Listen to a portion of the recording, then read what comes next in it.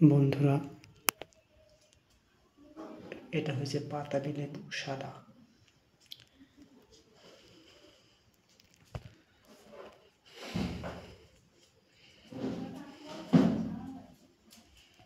তো এই বাতাবি লেবু আমার মেয়ে দুটো খুব ভালো খায়। তো আজ আমি একা একা এই বাতাবি লেবুটাকে ছাড়িয়ে নুন লঙ্কা দিয়ে মেখে খাচ্ছি। আর দুটো মেয়েকেই খুব মনে পড়ে, যেহেতু মেয়েগুলো আমি বাজারে গেলে বলতো, বাবা বাতাবি লেবু নিয়ে আসবা।